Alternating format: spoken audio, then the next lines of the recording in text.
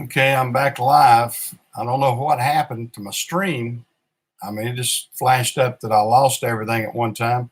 Usually I have a great connection. Hey, Greg, let's see you're back in there. I don't know what happened to my connection.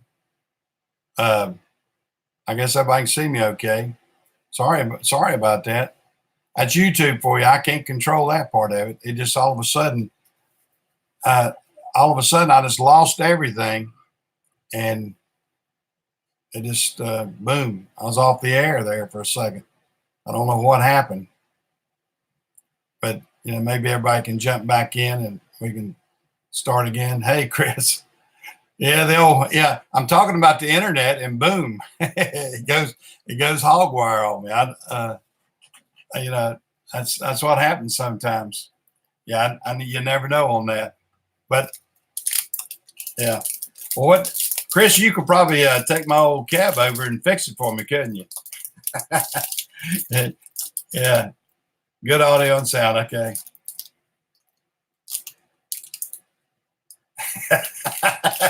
Well, I don't know about that commercial with the gay boys and the colognes. I ain't got nothing on that. I definitely didn't direct you to that site, that's for sure. uh, yeah, I'll tell you what, that old cab over, it was a pistol. It was good. It got me started in the business, and so I can't knock it. Yeah, I don't know what happened. That, like I said, all of a sudden, I just saw it flash up on my screen. Said my YouTube had been interrupted. I don't know why. And yeah, it went off. It evidently went off fast because, I mean, I was just going along, and then boom, I saw that it was dead, and then all the subscribers were off, and everything else, everything was dead in just a split second. So hopefully I'm back on. I don't know. YouTube, they got a lot of switches to flip, I guess, somewhere. Maybe that porn guy that we knocked off had some way of knocking on again. What's going on? Is it back? Okay, is it back? Okay. It dropped for a second there. I hope everybody's still here.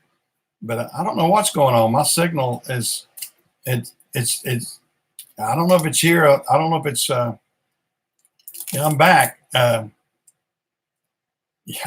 I'm not talking about them, that's for sure. But I don't know what's maybe there's something that triggers something somewhere. I don't know. I'm, you really don't know. Is it buffering a little bit? Okay. Usually my connection is really good over here. I don't know if it's Time Warner or not Time Warner. It's Spectrum now. Used to be Carolina Roadrunner, and that's Time Warner, and now it's Spectrum owns this now. But my signal, I pay for a good bandwidth over here, so hopefully it's going to be good. I don't know. Is it still buffering? You have me clear, Chris? Okay. Yeah. It's supposed to be a good, clear signal with as much as I pay for this signal. I hope it is. It's a lot better than the one in my house. I use AT&T's Uverse at my house, and it sucks. Better now? Okay. Oh, good. I'm glad it is. Got to get my nabs open here. That's why you open nabs. Everybody knows that. You bite the plastic on the end. Yeah. I'd show you my, well, I'm not giving y'all the finger. I'm just going to show you my finger. Let me do it this way so it doesn't look like I'm giving everybody the finger. I got my hammer finger here. I was putting on a pin. Yeah, I'll do it that way so y'all don't think I'm not trying to offend anybody. I was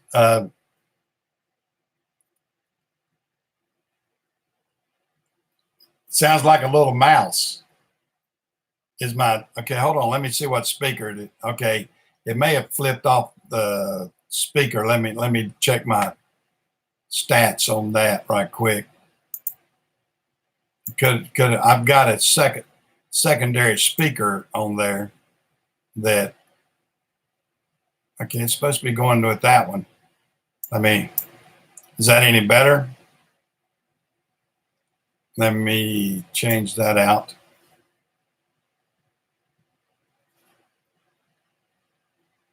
Oh, is it crackers I was opening? Okay. Yeah, so I got a Nicot. Now, see, I'm going to do it this way. So I like my good finger I got. I, I know people that's been out hammering before. You've had a finger like that before. I was putting a pin in my track hoe. Uh, I've switched over. I've got a mower for my track hoe, and I'm trying to do the embankment around my pond. So I said, I'm going to knock it out. And I got the hammer, and of course, you can see which end of that I hit. And I had a 10-pound hammer popping that pin, and I popped and slipped and hit my finger and got a bad nail on it now that I'm going to be, yeah, I'm going goth. Yeah, I got a goth finger there that I don't want to be goth. That's for sure. Yeah, but that's the way it is sometimes. Yeah, it it's aggravating when you get that like that, and like I said, you get this. I guess I'll have to put a pin in it or want something. Used to be that it's just that blood underneath there. That nail, I'll lose that nail before long. So, guys, I apologize for the signal and everything. I'm sorry it's kind of flaky today. It's nothing I can do much about that except just kind of listen, just do whatever they let me have there. Oops! I hit my knee. Scooted up and hit my knee. I'm gonna be killing myself before it's over with here. But this week's been entertaining, I guess you might say. Well, not really entertaining. It's been taxing with all the hurricane, and plus I'm trying to get ready for my class reunion. I'm having a class reunion at my house, my 50th or it's my 10th reunion. I heard a guy say it's my 10th reunion for the 5th time. So I'm gonna have that. Yeah, yeah, I'll have. Yeah, I don't think I can afford Spectrum. Uh, the Spectrum's pretty expensive. I'm gonna try to. I did a secondary camera last week, which I think came over pretty good. I'm gonna probably try that again because I like using it. It's yeah, my driveway is completed now. Uh, I got to put that video up and everything. I filmed the entire thing pretty much, and of course, you know what happens. I've got about 4 hours of video of nothing but bobcat and trialing cement, and that can be a little bit boring if you're just watching 4 or 5 hours of that. So I'm going to try to condense it down so where it's a little more entertaining, so somebody can watch it without. I'll probably speed some of it up a little bit. Yeah, yeah. I don't know. It's I've got a good bit of video on that, and I'll try to make it look the most entertaining that I can without it boring. Because I mean, I don't think you want to watch somebody just trialing by hand on cement, and then the cement truck backing up and pouring out cement. I mean, we'll condense it down, and I've got video of us pulling up the old driveway. Uh, I didn't get the video of me fighting off the Yellow Jackets, and I will tell you that. Now, last week the Yellow Jackets, I was doing fine, and I usually don't worry about Yellow Jackets because I've got an enclosed cab that's air conditioned. Well, my AC was out on my T300, so I'm running right across the woods and everything, and I disturbed a yellow jacket nest. And I'm talking about a big yellow jacket nest because it looked like there must have been 200 or 300 yellow jackets in the ground. And I'm going along and I wasn't thinking anything about it. And all of a sudden, bam, I got popped in the back of the head. I said, what the heck was that? And then before I could think twice, I got hit right on my cheek. And then I got hit a couple more places behind my ear and everything else. And I realized I had run over a yellow jackets, and there's both sides of my cab open. The window slid back. And It's a T300. It's got a door in the front. So I had the bar down, the seatbelt on, the door shut, and the bucket up. So I had to run out as far as I could, drop that bucket, take everything off, then finally jump out. And by then, boy, the Yellow Jackets had eaten me up pretty good. Yeah, I wasn't smiling. I wasn't smiling too good then. I can tell you that. I was not smiling because it was one heck of a ordeal trying to get out of the enclosed cab, and you don't think about all the hardware you're putting on when you're doing it for safety. And of course, it's got safety parts that I have to do it to even run the machine. But you know, that being said, once you put all that on, you don't get it off as quick as you can put it on. And it's because you're in a hurry, oh God, I got to do this, got to do that. And then you go to get out and you go, oh God, I can't open the door because this. Then you had to put it back down, put it back on, turn on the hydraulics. It can be it can be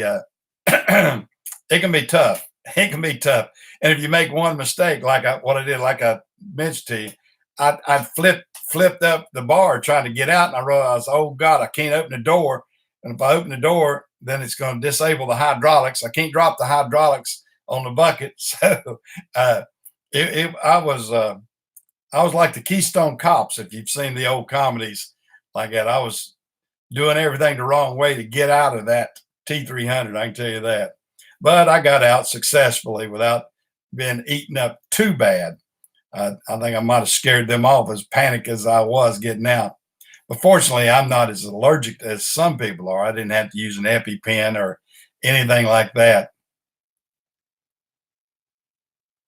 Yeah, yeah, that probably would have been one of the best videos if I'd had a video camera inside the Bobcat and had a video camera outside the Bobcat watching me do that. But I was out in the woods, and none of my cameras could pick up what I was doing out there in the woods because I had scooted right through.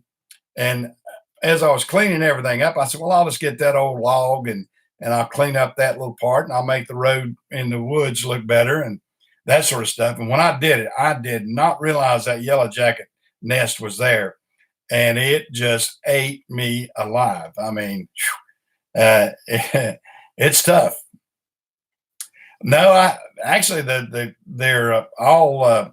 I got to pour some gas on them out there. I was doing some more work out in the woods with my tool cat that has the AC and has the enclosed cab. I was out in it and I didn't worry about it as much. And I still stirred up the yellow jackets in that same spot. I've got to get some gas and pour on, but gosh, there's so many of them. I probably had to get me a spray applicator to get far enough away because I don't want to get too close and try to pour gas on them because they'll definitely swarm, and I don't want to get eaten up again.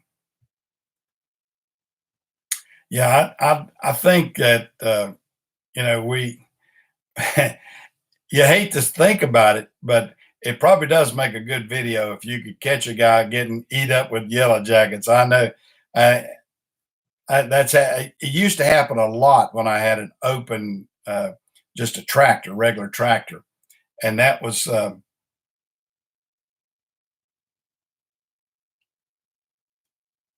yeah. I guess I could.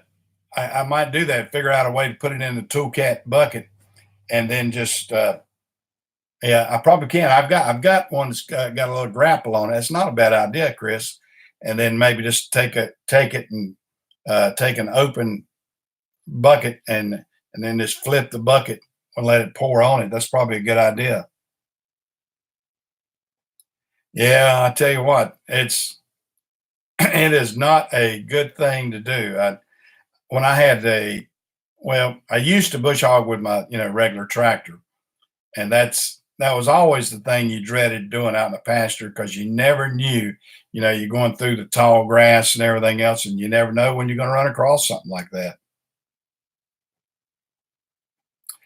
Yeah, I think that's a good idea. I may do that. Just get a bucket and fill it full of gas, and then like I said, just have it on edge, and then tip it, and then that way I'm not going to take a chance of getting eat up, because yeah, it scares you. I don't I don't like yellow jackets.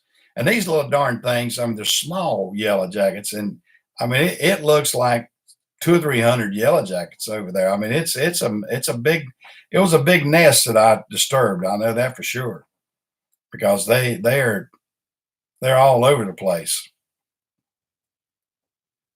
Yeah, it's yeah. If I get the tool cat, like I said, yeah, I might do that. Just put get a gallon bucket or whatever, and fill it full of gas, and then just take it and then pull over there where it's at, and stir them up and tip it or whatever, and just pour it right on their nest. Maybe I can do something like that, because I definitely am not. I'm not going to be brave enough to.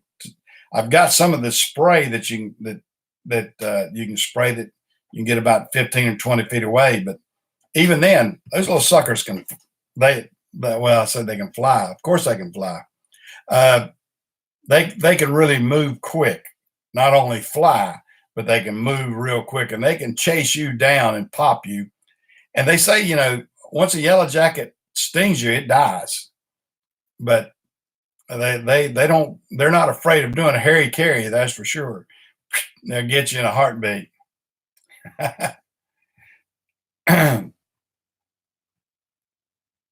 I'm trying to go back and read some of the comments here.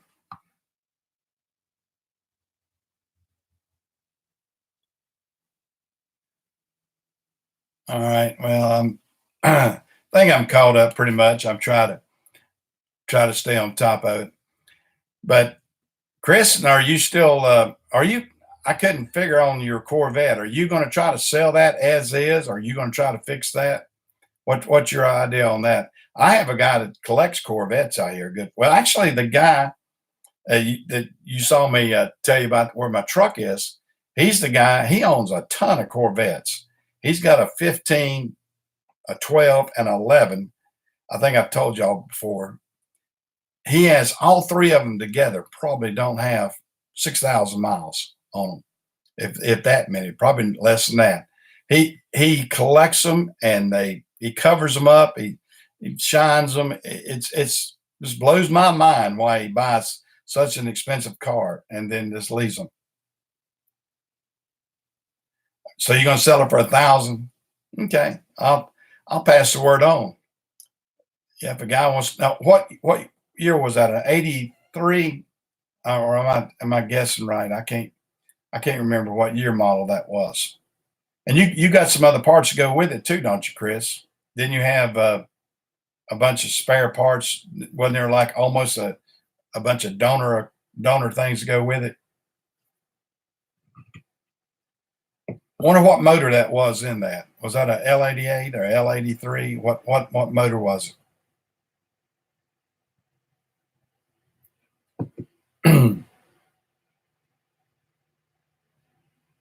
Do you know what, Chris? Do you know what motor that was, so I could tell him? Because I don't. He may want to buy it. It's 84.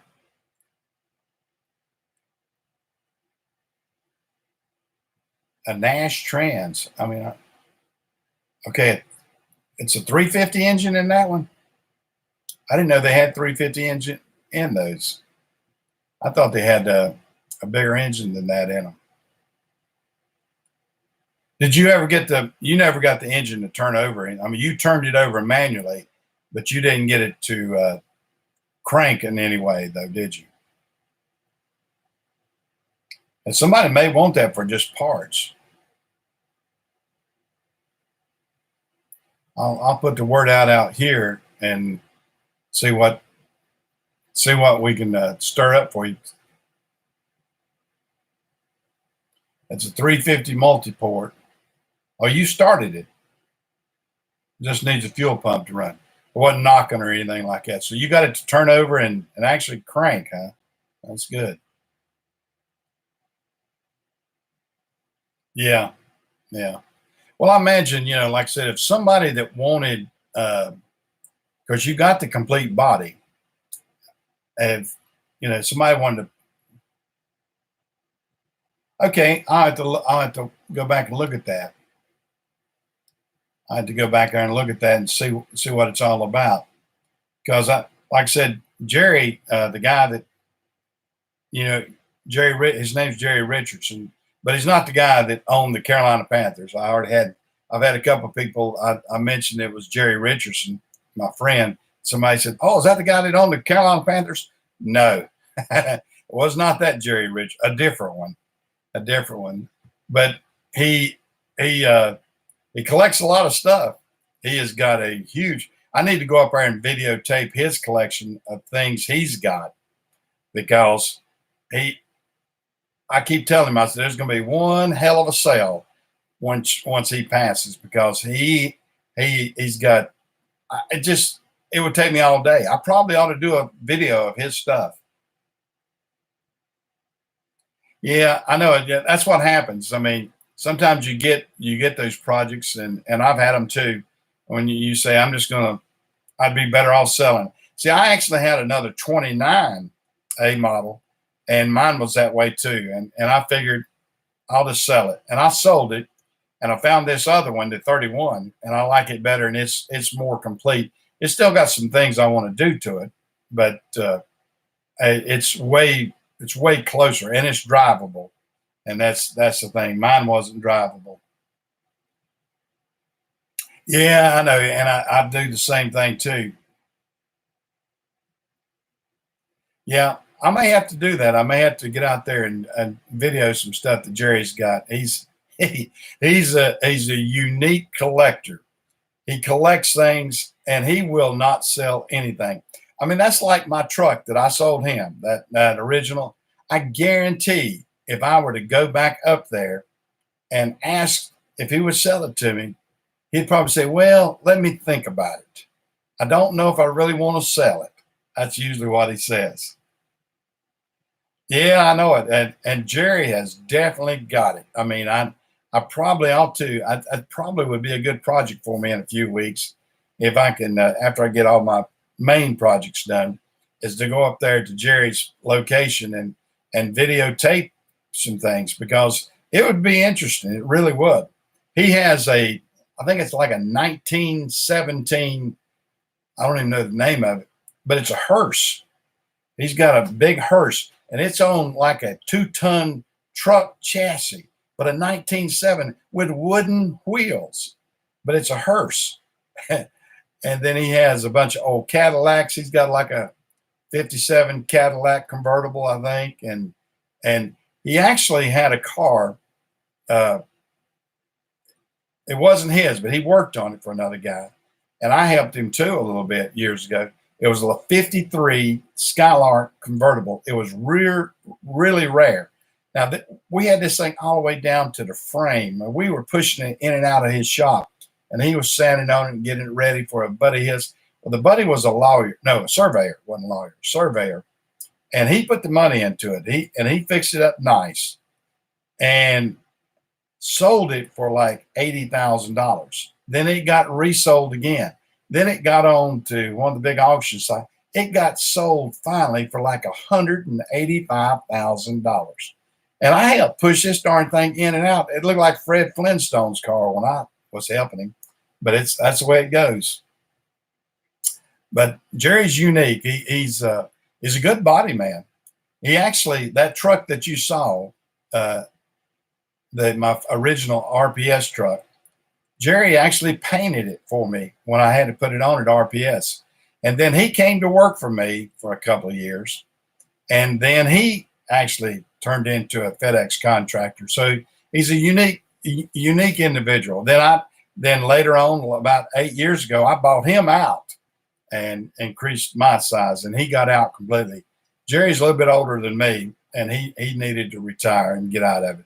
So that's the way it goes. Well, that's what you got to. Of course, you're like me, Chris. You got to keep your base going. You got to keep your base revenue coming in, and as long as you can keep your base revenue coming in, then you can do some other side projects. It'd be nice to be able to do nothing but side projects. But if you don't have the revenue stream coming in, you can't do it. You know, not unless you win the big one. You win a big lotto, then you can hire people to do it for you. But as it stands right now, those of us that have to continue to work, we just have to do it as we can afford to do it. Yeah, yeah. He's, as you saw that one thing, he has about he bought a bunch of the FedEx trailers up from a guy that was we. It's sort of strange. They let the guy that owned the shop, that ran the shop for FedEx several years ago, sell these trailers off. He stripped them and everything, and they sold them off. And Jerry bought about 10 or 15 of them.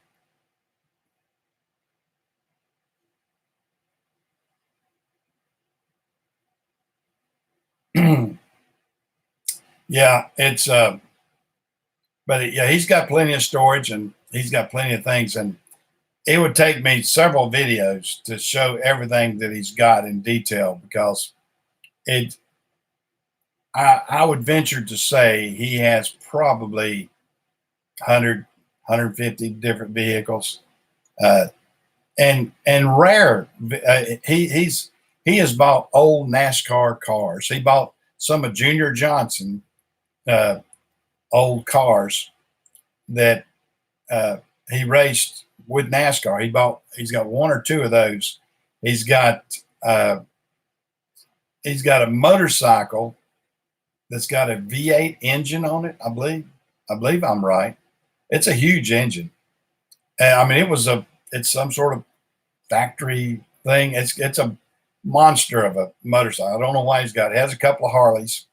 He got out of the trucking business. He doesn't truck anymore, but he still owns probably 6 or 8 tractor trailer trucks, and then he has dump trucks. He's got he bought him a boom truck, so he can cut trees.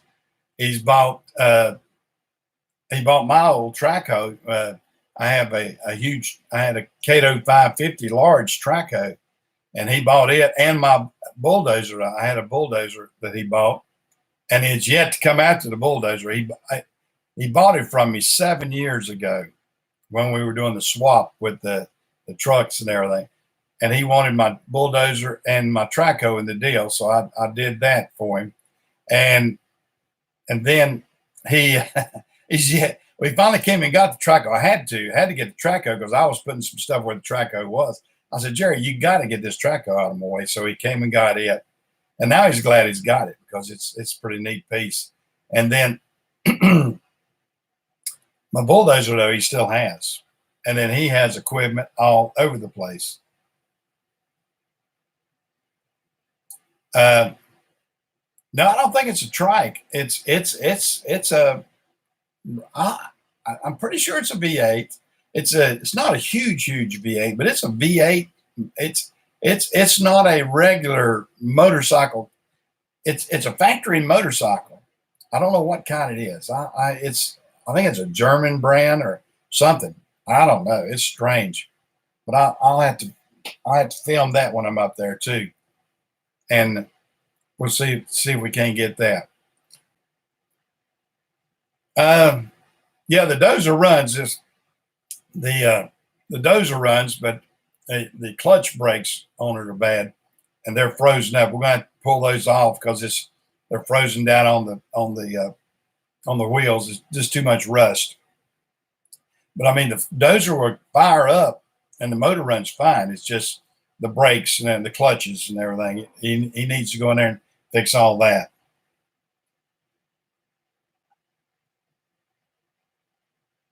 Yeah.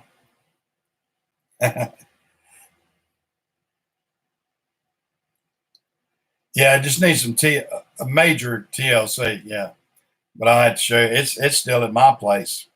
It's still down at my place. It's a what kind is it? Komatsu, I believe it is. I believe it's a Komatsu small one, but it's a great little dozer. I enjoyed it when I had it. I did a lot of work with it at my son's house. I mean, it's just a blade, dozer blade, 6-way blade on it. and all that worked good. But it was a little small and easy to get and take places. Yeah. Well, guys, I'm gonna get off finally. I'm gonna shut it down myself now. I've got to go do some things this morning. I got a lot of honeydew stuff I got to go do. So I'm gonna see y'all guys next Sunday. Y'all take care, and I'll see y'all around. Okay. I'll put some more other videos up too while I'm at it. Want to get a chance. See you guys.